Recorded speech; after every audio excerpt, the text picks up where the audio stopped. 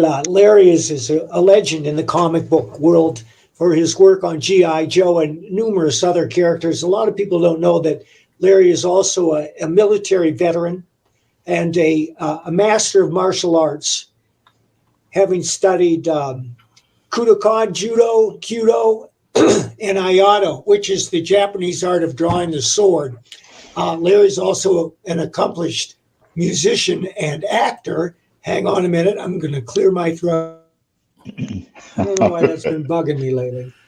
And Larry has appeared on Broadway several times, and he's also worked in film. I believe one of the films he worked in was The Warriors, which is beloved by all action movie aficionados. You were in The Warriors, weren't you, Larry? Very briefly. Yeah, well, I worked on it. I worked on it over a week for night shoots, and then all the stuff with the gang that I was in was cut because that's always fun. Well, no, the guy that was supposed to have been the president of the Warriors broke his leg in the second week of production, and they had to rewrite pretty much everything. Wow. and scrap everything that he had been in, the scenes that he'd been in where he was still the president. So. Wow. That's a little bit of trivia most people don't know, I'm sure. Like a lot of New York comic book professionals, you began working with Wally Wood, didn't you? Yeah. And who was with Wally Wood at that time? Oh, Gray Morrow, Ernie Colon, and through Woody, I met, even before I worked for him, I had met Al Williamson. Because there used to be this community of comic book artists on the Upper West Side of Manhattan in the late 50s and 60s, and that included Wally Wood and Al Williamson and half a dozen other creators. Sort of a comic book ghetto. Yeah. Of sorts. There was a feeling of community there. That they all knew each other. They hung out together. Right. They all ate at the same place. But most people don't know that you're also a comic illustrator. I remember a title you did for Atlas. Wolf the Barbarian. That's right. Well, no, I had to. I never considered myself a writer. I've always been drawing, and I sold my first cartoon to Castle of Frankenstein magazine when I was 16. So that's in the mid 60s. Wow. And then in the later 60s, I worked in undergrounds in New York. I had work in Gothic Blimp Works, which was sort of the Sunday funnies of the East Village Other.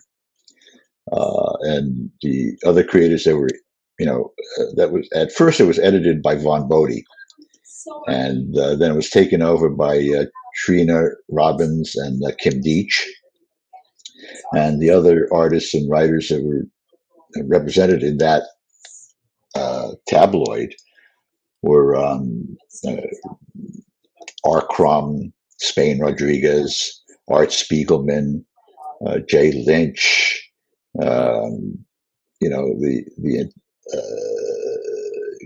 The entire spectrum of the early, underground guys, and also, young, the young upstarts like me and Michael Kaluta and Bernie Wrightson.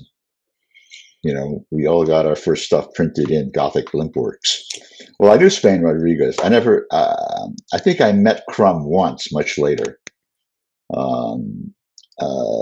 But I knew Spain, and I knew Trina, and I knew Kim, and Jay Lynch and Jay Kinney, and I'd gone to the same high school with Art Spiegelman.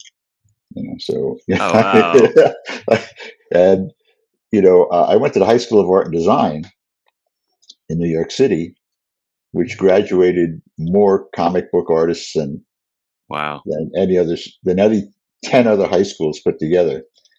I mean, that was where Alex Toth went, Dick Giordano, Neil Adams, Joe Jusko, Joe Rubenstein, uh, the list. Oh, Frank Brunner, Ralph Reese. The list goes on and on. My illustration teacher for 2 years was Bernard Krigstein. Wow. Yeah, that's how good a school it was. Choosing the right school is really sort of important because, the reason people go to like Ivy League schools is that at those institutions you meet all the people you're going to, right, interact with for the rest of your career. Yeah. And being an alumni of art and design throughout my career in advertising and comics and illustration, the percentage of people you meet that were also alumni were extremely high. Yeah. Was that your decision to attend art and design? Well, yeah, you had to take a test. Wow. You had to take a test and go and submit a portfolio and do an interview. So, you were going to school with the very best there was in New York City. Unfortunately, New York has, sort of gotten rid of all that. They wanted to eliminate testing. So, so anybody can go, which Right. is a good thing and a bad thing, because a lot of what you learn, you learn from infusion and from osmosis from your fellow students. Right. I mean, because you're all absorbing stuff, and then you help each other out. Being thrown into this stew I remember just looking around at other students' work and going, "Oh my God, how am I ever going to keep up with that?" Keep up with that, because some of these people were really, really good, but that also brings home the point that that innate talent isn't everything. Right. That a lot of the people that I thought were amazingly talented with in drawing never pursued a career in art because they couldn't take the criticism. The first time somebody criticized them, they just folded. To get ahead in any of the arts, you got to be able to take it on the chin. Repeatedly. Yeah. Because people will constantly tell you that you suck. Late 1971 or early 72. I'd just gotten out of the army. Needed a job. I didn't want to go back to drawing shoes.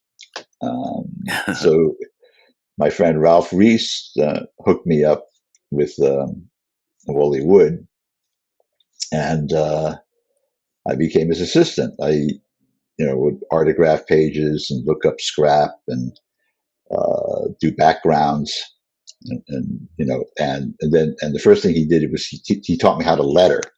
He taught me the Gaspar Celedino alphabet, and because he said, "Look, if I can't teach you how to letter, I can't teach you how to ink.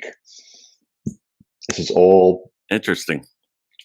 Steps, because mastering lettering means that you're mastering these aspects of the tool. You can make a clean stroke down, clean strokes this way, and a clean curve, right? With a pen, a chisel point pen, and mastering the use of that tool is the first step. I remember after a few weeks of working for him, I said, "Gee, Woody, I've been working on all these samples, to try to get comic work. Could you take a look at my portfolio and give me some feedback?" And he looked at me and he said, "Listen, kid, I'll tell you when it stops sucking." Oh boy. I thought your style on Wolf the Barbarian was very intriguing, and I wanted to see more. I wonder why you never pursued illustrating comics full time. Well, I did. I couldn't get any work writing. I had to draw. I was drawing. I was drawing comics. I was drawing for National Lampoon with Ralph Reese. We did, dozens, a bunch of stories for National Lampoon. We did stuff for Children's Television Workshop, and I had a table at Continuity. I sat next to Neil Adams for 3 years, and so a good deal of my time was spent drawing storyboards and motion boards, all of which were inked by Neil. Oh, wow! That was a big, a big lesson.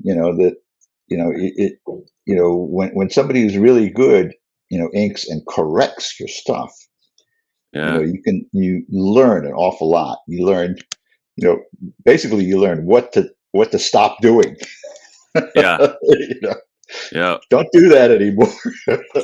Continuity and Wally Wood were kind of rites of passage for many comic book illustrators in New York, just as Dan Adkins was for comic book illustrators in Ohio. Well, Dan Adkins came through the Wally Wood studio. He did. Yeah. Dan Adkins was a Wally Wood assistant. Oh, wow. In the 60s. So was Ralph Reese. So was Wayne Howard, Paul Kirshner, a whole bunch of guys. And an entire army of comic book people passed through Neil Adams' studio. I mean, he needed warm bodies in their penciling. Yeah. And so you had Carl Potts and Pat Broderick and Bob McLeod and Terry Austin and Bob Wyacek, and scores of others. Was Val Mayerick among them? Val Mayerick, he was at the studio a lot because his wife at that time, Polly Law, was a colorist at Continuity. And so was Lynn, what was her last name? Farley? Yeah, Lynn Varley and Polly Law were the principal colorists at a certain time at Continuity. So, they sat there with a big box of AD markers, colored all the storyboards and motion boards. How'd you get into Marvel? Well, I got into DC first because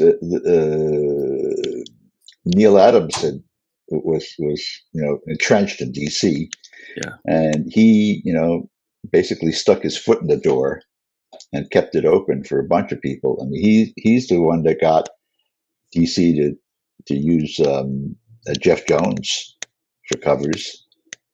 He got Mike Kaluta in there. He got Bernie Wrightson in there. Because these are all people that they didn't have styles that looked anything at all like what DC had been doing. Yeah. I mean, both houses had house styles. I mean, at DC, if you looked like Schaffenberger or Gil Kane or any of these other guys, that seemed, or Carmine Infantino, there was a look, and at Marvel, your yardstick was John Romita Sr. Yeah.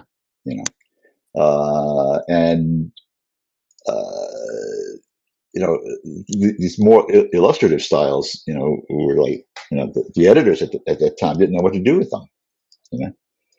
I remember when Michael Golden showed up at DC, all the other editors said, "Oh, this stuff is too cartoony. It looks like kiddie stuff. Can't use it." And I was an editor at DC at that time, and so was Al Milgrom. And both Milgrom and I looked at his work and went, "Holy smoke!" Yeah. We got to lock the door and make sure he doesn't leave the building until we get him a script. basically. His And Batman stories are unforgettable. yeah, well, Milgram gave him his actual first job, which was a Batmite story.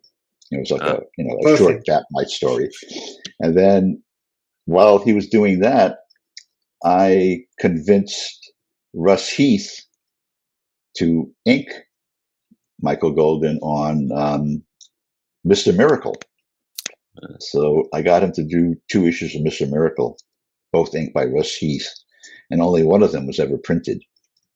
So DC's, since 1978, has been sitting on a Mr. Miracle story, an entire finished book, penciled by Michael Golden and inked by Russ Heath. It's insane that they don't put that out. But a lot of companies have some amazing stuff sitting there. Yeah. That they don't. That the editors that procured this stuff are long gone, and the current regime has no idea what's sitting in those inventory drawers. Most comic book fans associate you with G.I. Joe more than any other title. That and Wolverine, probably, yeah. Yeah. You were probably the most prolific writer of G.I. Joe. How did you come by that gig? I was the last person they asked. Didn't you pitch an idea for Fury Force or something like that? A year before that, I pitched an idea called Fury Force, which is like the son of Sergeant Fury, who's like a Green Beret, NCO, and he has this special team of anti-terrorist force that operates out of a secret headquarters that's under the chaplain's assistant school in Staten Island. And that was rejected soundly by Marvel. They said, no, we can't sell this stuff. So a year later, Hasbro comes to Marvel and they want a Marvel comic of G.I. Joe. So I think it was Shooter asked every contract writer, and all the contract writers turned it down, and he asked all the non-contract writers, and they all turned it down. And then he went from office to office, editorial office, asking the editors, assistant editors, and anybody else who was hanging out in the office if they wanted to write this book, and they all turned it down because nobody thought a military comic would go. Plus, it was a licensed book, and licensed books were the bottom of the barrel. They paid the lowest rates because they took the licensing fee off the top of the page rate. Right. Which meant that if you were an A-list artist or a B-list artist, even, why would you spit in your wallet to work on a licensed book? Yeah. You'd be making less than your page rate. But I've been trying to get writing work from Marvel for a year, and nobody would give me any writing work. They would say, "Oh, you're a penciler. You're an artist. You can't write," which is logical since all the editors were writers. Yeah. And they were in the business of giving each other work. Yeah. Military background made you perfectly suited to write G.I. Joe, and it probably that was totally by accident, though. I mean, I know it was. I was literally the last person they asked. I know. And I had been trying to get writing work, and I've said this a 1,000 times. If they had offered me Barbie, I would have taken Barbie just to get my foot in the door for writing. I remember handing in that first script and thinking, "Oh, geez, I've shot my wad. I have no idea how to, keep going with this." And I felt like that with every single issue I've ever written. I'm in the midst of writing number 302. Oh, wow. And I still feel the same way. Like I'm jumping into the deep end of the pool with no life preserver. But also, getting back to what Mike was saying, this was in 1982. I'd been out of the service for over 10 years. everything had changed. You know, the SOPs and the uniforms and all the equipment, everything was different. So I still had to do a lot of research, and I had good contacts for that. I had a friend of mine, Lee Russell, had done 2 tours in Vietnam, the engineers, and he was one of these guys who was sort of a buff, a lot of guys get drafted, or they're in the army, and they, a tank goes by and they go, oh, it's a tank, but he knew but Lee would know, oh, that was an M something, and with the air cav modifications. Yeah. I remember one issue you did when somebody pulls a 45 automatic on the protagonist, and the protagonist reached out and released the magazine from the bottom of the pistol. Do you remember that? Yeah. Well, that's something you could, if you grab a 45 auto from the top on the slide and you push on it, it becomes impossible for them to fire it, and you reach down with your index finger and press the magazine release. If the arm is held upright like this, and the pistol is in fairly good condition, the magazine just drops out. Most combat 45s are Chevy to do that. You want to be able to just drop your magazine without having to pull it out, right? Right. So that you can just drop it and boom, So if you do that, you drop the magazine, and then you push back on the slide, you can lock it open. It ejects around, it's in the chamber, and it locks it open. So you've got an inoperable firearm. I wouldn't recommend doing it in real life. No. Yeah. Most comic book writers don't have any experience with guns. No, but what I actually did was I took out my own 45 and I did it. Made sure that it actually worked. Yeah. And you're right. A lot of people, who write or draw comics, don't know how the stuff works. That's why I did write a short piece on firearm and explosive facts for comic writers. Yeah. Because I was always bothered by the constant repetition of misinformation, like the acrid stench of cordite. I mean, that always bugged me. I mean, I think because Conan Doyle used it, I think, and after Conan Doyle used it, every crime writer and mystery writer would say, refer to the acrid stench of cordite. But they stopped using cordite when they invented smokeless powder, something like in 1892 or something like that. Yeah. There's no cordite in any modern firearm ammunition. The article that you wrote, where was it published? The which? Oh, it wasn't published. It was just a flyer sheet that I handed out to writers. Yeah. I don't very much still have it. Very much like the Wally Wood's 22 panels. Oh yeah, well that's has lived on, thank God. I don't suppose you still have the essay that you wrote.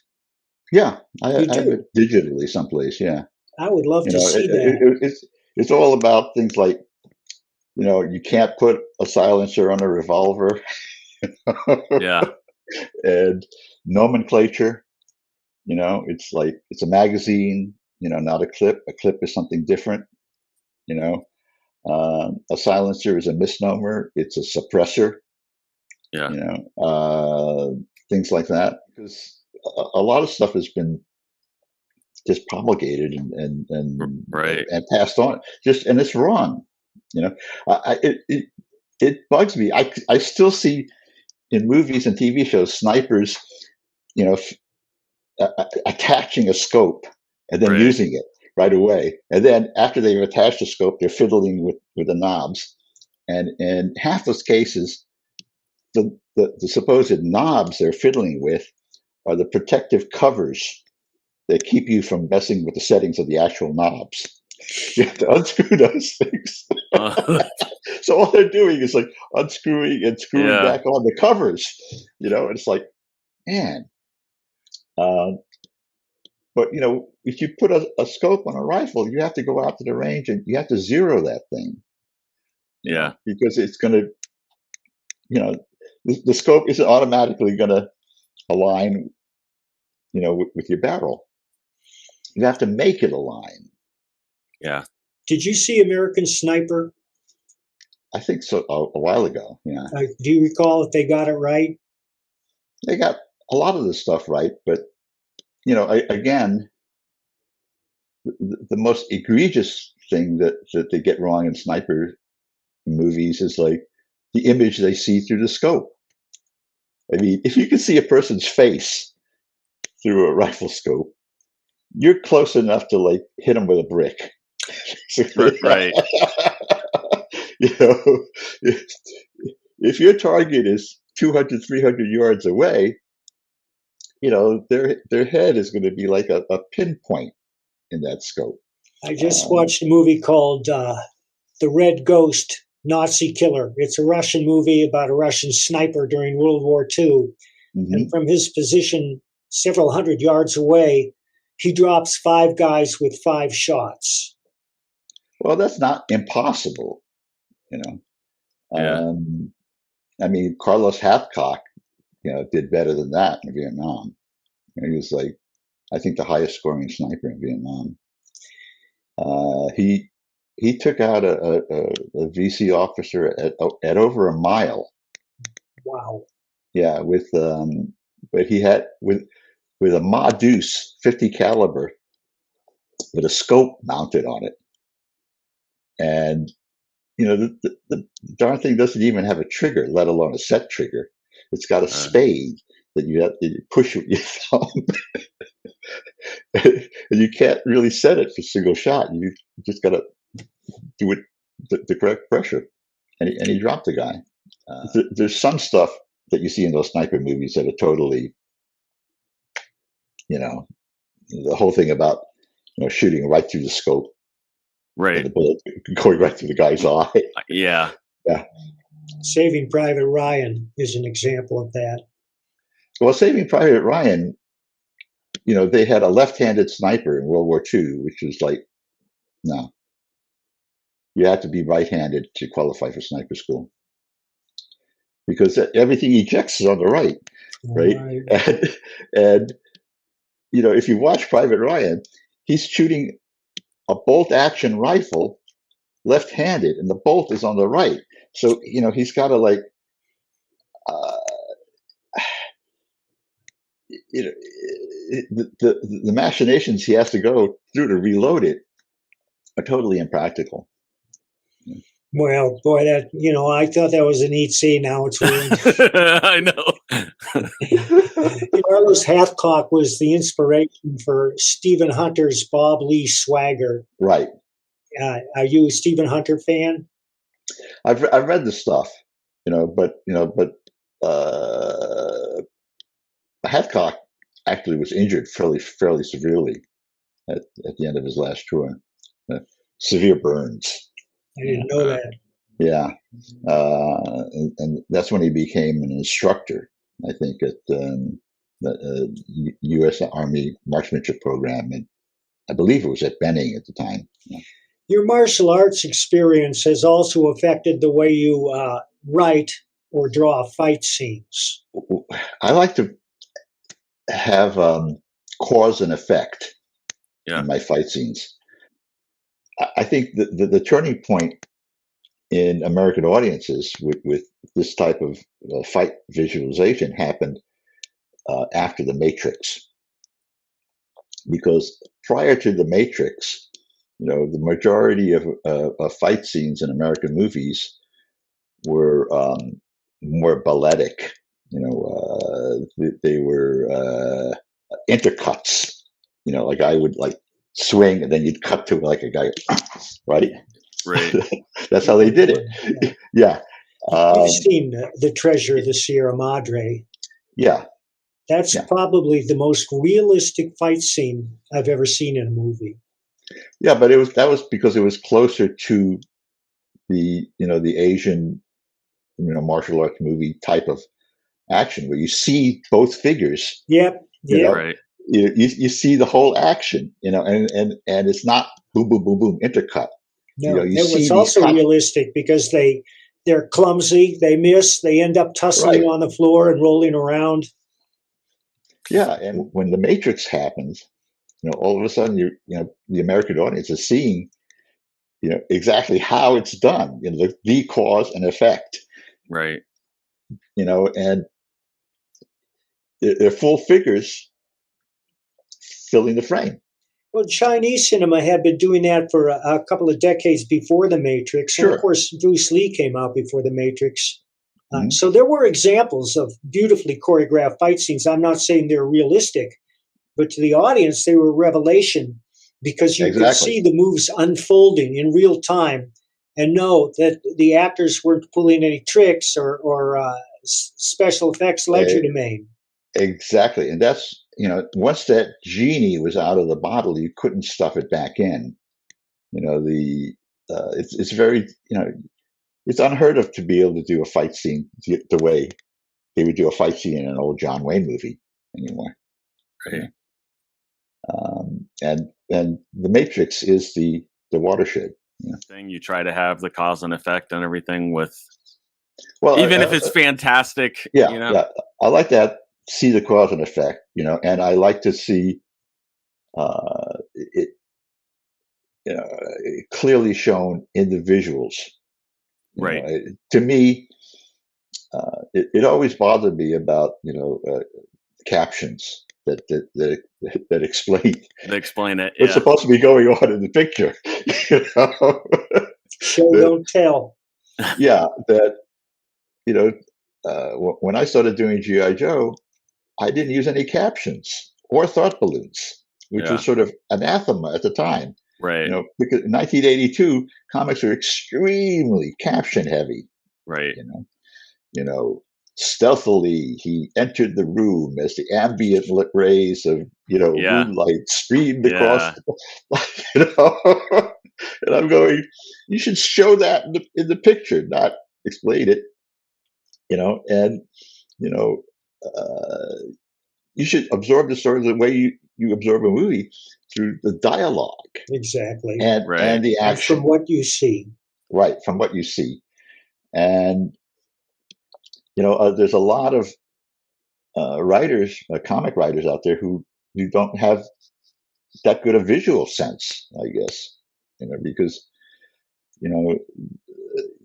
you run into like 6 pages in a row of people sitting in a room talking. Right. Explaining the plot. Well, I hate to tell you this, but a lot of modern comics are still extremely caption heavy, to the point where the words blot out the pictures on some pages. That's what happened to me. I was doing a comic.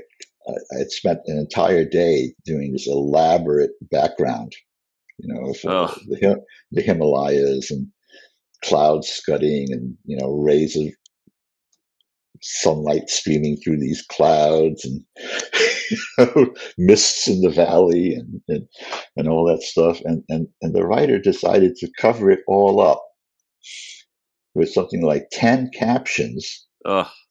All the captions were doing was describing the stuff that was being covered by the captions.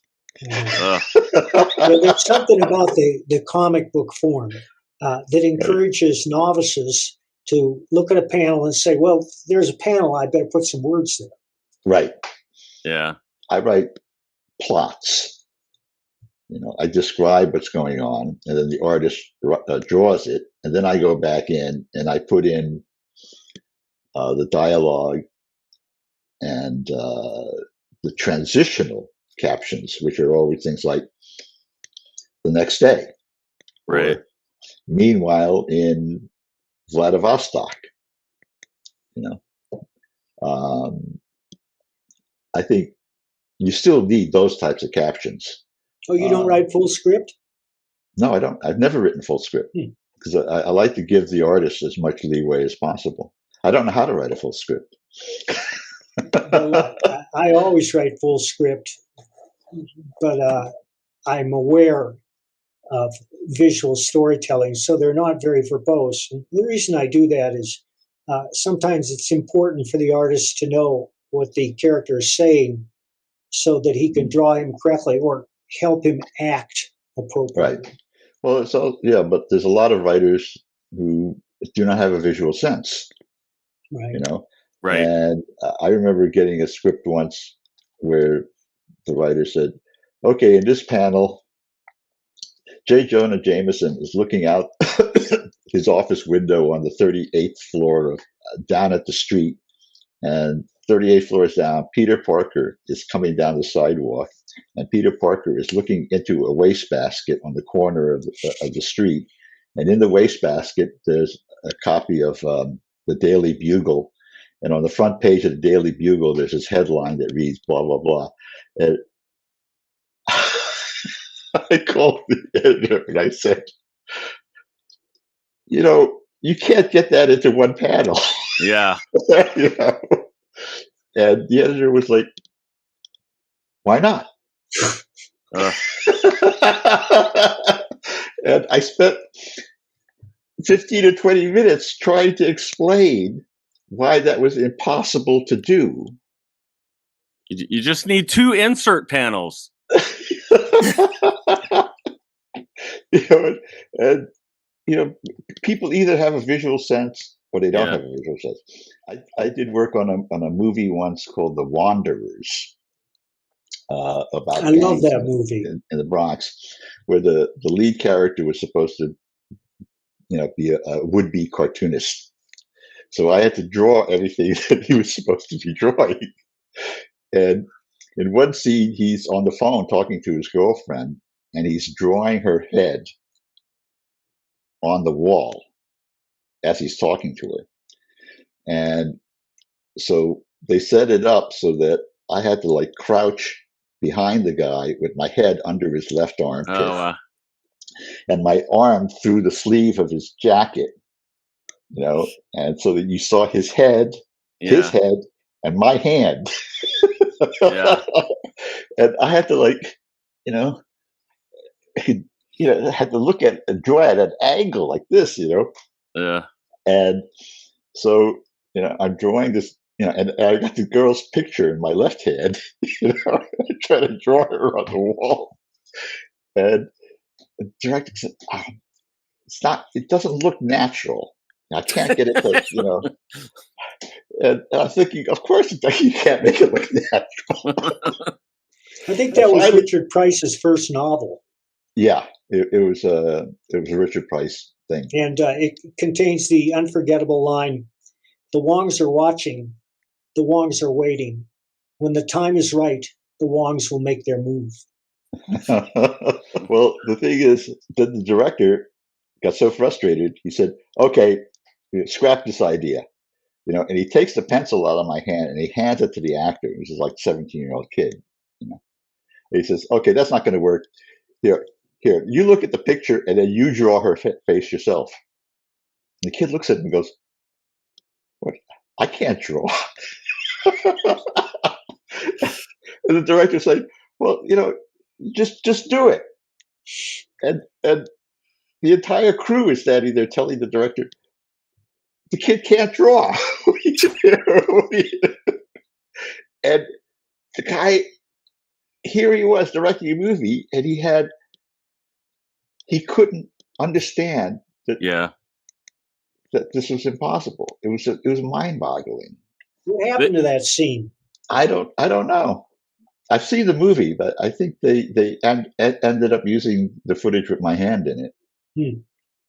Now I want to see it again. Should have given you a sniper scope. Then you could have seen everything perfect. What are some other films you were in? I did more TV. I was in MASH. I was in Another World, a soap opera. I was on Saturday Night Live and the Apocalypse Now skit. with Right. Martin Sheen. Did a lot of commercials. I did a Subaru commercial. It was national. Did What you have a else? SAG membership? Oh, I still member SAG. Yeah, I've been in SAG since 1976. So you And still have your SAG membership is still active. oh yeah, I pay my Yeah. dues every year. I pay my dues to SAG, Equity, and AFTRA. Yeah, I'm a proud union member. Yeah. Larry, have you ever considered writing prose? I tried a couple of times. I had an agent who was also, James Patterson's agent at the time, and I wrote a Chinatown noir novel. The agent sent it around to all the publishers, and they all said, "Oh, this is really good, but we can't possibly sell something in this genre with an Asian protagonist." You know, and I said, "Wait a second, you know, Charlie Chan and Mr. Moto didn't count." You know? Yeah. Do you still And it have was, that manuscript? oh yeah, and I've updated it a few times. I wrote it over 20 years ago, and but then the agent like said, "Look, there was a scene in the middle of the novel where there's a scene with this serial killer in this basement in Staten Island. That he said was like really scary, and that maybe I should try horror. So I wrote a vampire novel with a teenage protagonist who was half Irish and half Puerto Rican, named Eamon Diaz. The publishers all said, "Well, this is pretty good, but nobody will ever be interested in teenage vampires." This is about 3 years before, Twilight. Yeah, right. The way I got the agent was that Patricia Burke, who was a VP of Literary Acquisitions at Paramount, read my Chinatown Noir novel, and she's the one who got me the agent. And she also sent it to Chow Yun Fat. If he was interested in it, they could package it, right? And unfortunately, that happened right, before The King and I was released, and it was like a major, major flop. Yeah. I think it was it Jodie Foster was in it with him? You're not talking about a remake of the musical. Yes. Yeah. I had no idea such a thing even existed. Yeah, and the reason why is because it was like it lasted maybe 2 days at the theater. I see. Yeah. And so all of a sudden, everything with Chow Yun Fat connected to it, was anathema. Getting a movie done is so difficult. Yeah. I created a character, a book for Marvel back then called Mort the Dead Teenager, because it was at a time when Marvel was sort of was in hock, basically. Yeah. They had signed deals for all these movie deals, and nobody was making the movies. Like Yeah. Cameron was sitting on Spider-Man, and nothing was coming out. Meanwhile, DC was churning out Batmans left and right. Yeah. So I went to an editorial meeting at Marvel, and I said, "Look, all our characters are mortgaged. Like they've got deals pending on them, and nobody's making these movies. Why don't we create some new characters that could be made into movies for cheap, that don't require really expensive special effects?" Yeah. So they said, "Well, what do you got?" And off the top of my head, I said, "How about something like Mort the Dead Teenager?" That's all I had was a title. Yeah. And surprisingly, they all said, "Great, go ahead and do it." So I had to come up with this thing. Sold maybe 20 copies. So it was but published. one copy ended up on Steven Spielberg's desk. Nice. And Spielberg loved it. And DreamWorks wanted to option Morta the Teenager, and Marvel wasn't returning their calls Oh, because what I didn't know at the time was that because Marvel was on the block, they were trying to sell it, yeah, and a media company like Marvel or DC, its value is linked to the value of their IPs, their characters, right. right? So if somebody makes a movie of one of your characters and it tanks, it Yeah. devalues your entire line. So Yep. they were quashing any movie deals because they didn't want to have something come out and suck. Right. I get a call from DreamWorks.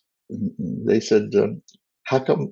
What's wrong with Marvel? They're not even, they're not responding."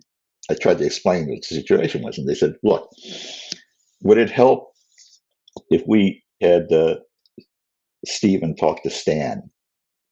I said, "Well, I'll ask Stan." So I call up Stan Lee, and I said, because Stan Lee had written me a note when the first issue of Mort came out, saying that he loved the book. I only ever got 2 notes from Stan telling me he liked my what I was putting out. That was for Mort the Dead Teenager and for the Nom. Right. Nice. That was one thing about Stan. He had a good eye. Yeah. Stan says, if I were to have lunch with Steven Spielberg tomorrow about Mort the Dead Teenager, I'd get up on a plane the next morning and fly out back to New York and go have lunch with the Suits and Marvel. And the first thing I'd say would be, yesterday when I was having lunch with Steven Spielberg, he asked me, what the heck is going on with Mort the Dead Teenager? So eventually they cut a deal and DreamWorks optioned the comic, and I got to co-write a screenplay for it, and I got paid. Nice. But then the director that I co-wrote it with had his movie come out, and it tanked, and that sort of killed the project until about 2 years later, when Quentin Tarantino and Madonna decided they really liked the book, the concept, and they put their money into making a fake trailer to try to sell it, and even that didn't fly. I had a property that Steven Spielberg, Quentin Tarantino, and Madonna all wanted to make, Right. and they couldn't make it fly. Well, I've written 8 screenplays that I've been paid for. Yeah. And none of them have been made. 2 that I co-wrote were made as really low budget indie features. How'd they turn out? Were you happy with them? Yeah, well, the last one I did was Ghost Source Zero with Mark Cheng, and we crowdsourced that, and we fulfilled it. We came in, we finished the movie, and miraculously we got distribution from Sony in China, Japan, and Korea. Did you say Code Source Zero? Ghost Source Zero. Ghost Source Zero. You can see it on YouTube, I think.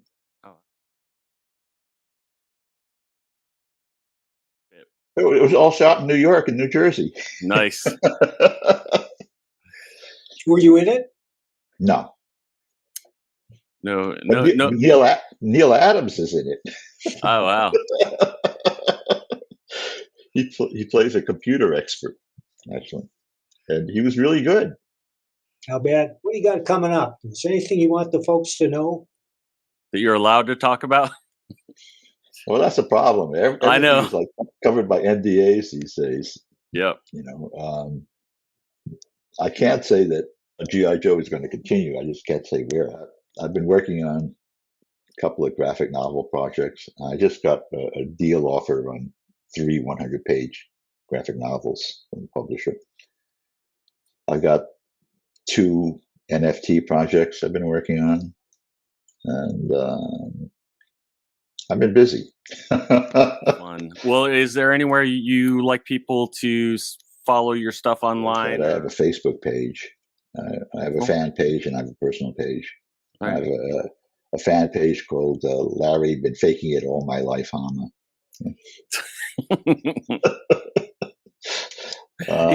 He's so arrogant. Well, that's the thing. Is that, I always felt that I've been faking it, because I actually really don't know how to do anything. You just have to, like I said before, jump in the deep end of the pool. And see if you can swim it. The other analogy I make is, when the train comes in the station, you better get on it, because you don't know when that train is ever going to stop at your station again. That's right. Yeah. That's, how I got into acting, totally by accident. I got into comics totally by accident. I'd wanted to be a fashion designer as a kid, and I in junior high school, I had a subscription to Vogue. Wow. And I got to High School of Art and Design, and my first day there, I'm sitting in the cafeteria, and this kid comes up to me and he says, "Hey, do you like comics?" And I said, "No." He said, "But I do." and he started talking, and he was very convincing. He said, I know some real cartoonists. You want to go visit a real cartoonist? And he dragged me over to that day. He dragged me over to Larry Ivy's house, who was putting out a book called Larry Ivy's Monsters and Heroes, and he was a major fan. He did some freelance work for Wally Wood, and that's how I ended up meeting Wally Wood. At Larry Ivy's house is where I met Bon Voti. I met Jeff Jones and Jeff and Wheezy Jones at Larry Ivy's house. I met, everybody that was in that Upper West Side community. And if it hadn't been for this kid, who I'm still friends with, his name was J.D. Smith. Oh, wow. And he's a custom knife maker in Boston now. I thought he could draw rings around me all throughout high school. And he was one of the early Wally Wood assistants. But JD never went into comics, But it was his interest, and his brazenness that he dragged me along to all these places. Like one day he said, "Hey, let's go visit Mad Magazine." I go, "You can just walk in." I said, "Sure, come on."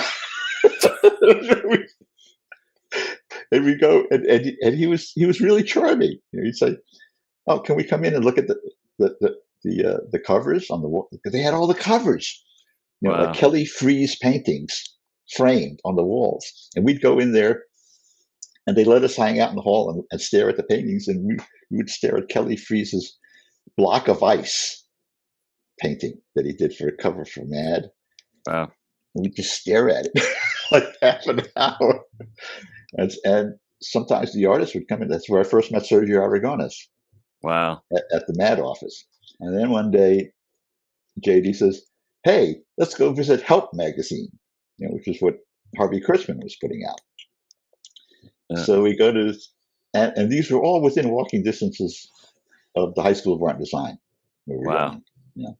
So we walked 3 blocks to where Help magazine was on, I think it was on Madison. Just one tiny little office, one room with a drawing table and a desk and a file cabinet. And sitting at the drawing table was Terry Gilliam, and sitting at the reception desk was Gloria Steinem. Wow. Talking with Terry Gilliam, and he had a deal with Harvey Kurtzman. He had just gotten out of the Army, I think, and he needed a job. So he was art directing Help magazine for room and board. Wow. He had a cot set up in Kurtzman's attic up in Yonkers. And Kurtzman's wife would make him breakfast every morning, and he was on his own for the rest of the day. Sounds like a good deal. And it was part of his job at help him and Gloria Steinem would seek out celebrities to be on the cover for free, right? So, and Gloria Steinem was really charming. She was able to get some really big names to be on the covers, and they were doing fumettis at the time, which were comics done with photo funnies. Yeah. Sort of. And they would get, Woody Allen was in one of those. They got all sorts of comedians and actors to be in them, for no pay. And so they sent Terry Gilliam to some British comedy review in Manhattan, and he meets this guy named John Cleese. And he convinces John Cleese to be in one of these fumettis. And a few months later, help folds. And, Terry is out of a job. And he had remembered that, Cleese had said, look, if you come to England, look me up. Wow. And that was sort of part of the beginnings of Monty Python. In those days, you could you just walk into offices like that, and you can't do that anymore. Nope. Yeah. Well, you remember, Mike. You could, if you went to Marvel, you could just once you got in past the receptionist, you could just go from office to office. It's true. And that's what people did. And, and that's what we had couches for. People would come in and just sit, and then go on to the next office. But that's how people networked and got jobs. Yeah. When Ditko would come in, he would always hang out in my office because I had known him through Wally Wood. He knew that he could hang out. He could hang out in my office and not be bothered by the Geek Squad. And I had an assistant editor named Pat Redding, who sort of intimidated all the the fanboys, so they didn't want to. She was my Cerberus. Yeah. Well, we'll definitely check out Larry's Facebook pages, his personal, if he still has room, but definitely his fan page. My personal page is full up. Yeah, I got like 5,000 friends, and I actually know about over 2,000 of them. Wow. Yeah, but definitely do the fan, because I'm sure you'll be posting there when the new stuff is coming out and everything. Once you know, I only post about that sort of stuff on the fan page. Yeah. So, thank you, sir. Thank you for having me. Thank you.